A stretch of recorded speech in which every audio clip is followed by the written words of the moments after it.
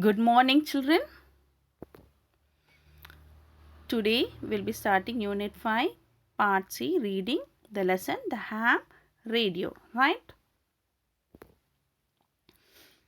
So the world where we live is not a safe place to live in these days, as disaster and terrorism can strike at any moment. So we are always under the threat of a disaster or a terrorist attack.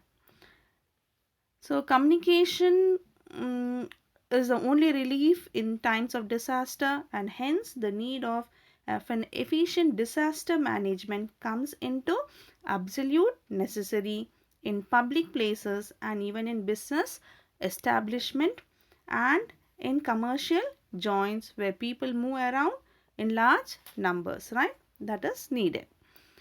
So, any such either natural or man-made can happen at any time to disturb the common life.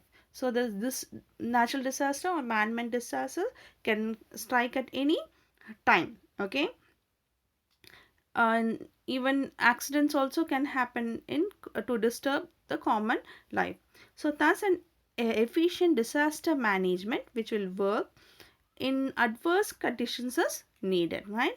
So which is happens in a bad condition or a when nothing can be helpful, that time it's needed, right?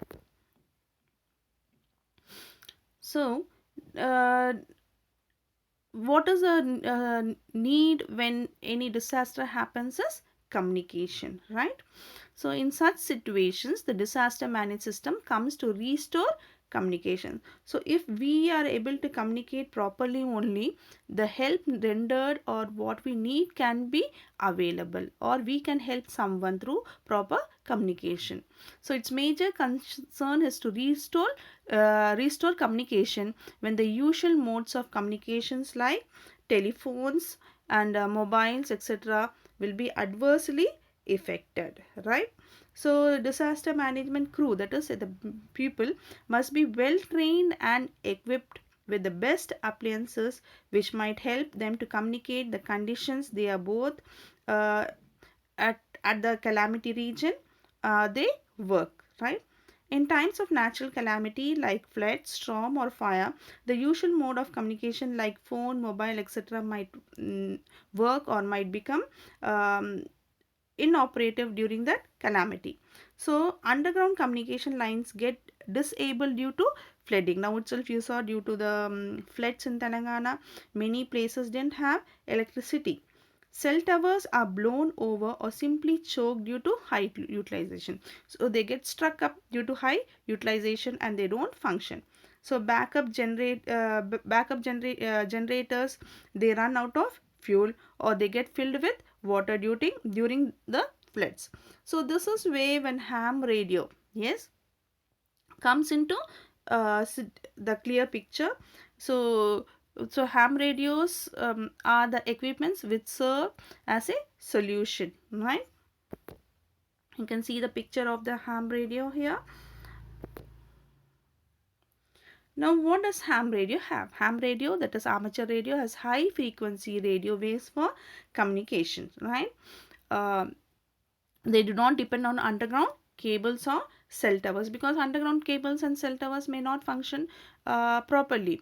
So the network of ham radios cannot be damaged. So since they don't work on cell towers and underground cables, uh, the networks of ham radios, they cannot be damaged. This radio sets are powered by automobile battery. So they use a battery system, automobile battery system, right?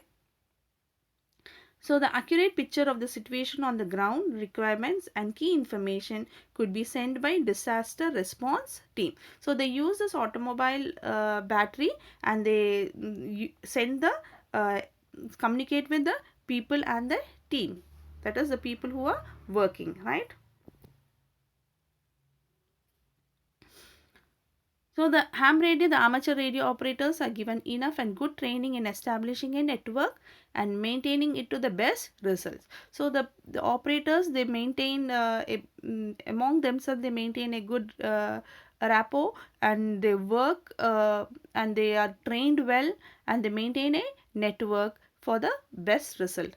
Another advantage is that they can use hundreds of frequencies or for this, so they can use lots of frequencies for managing the disaster. Thank you children, will continue later.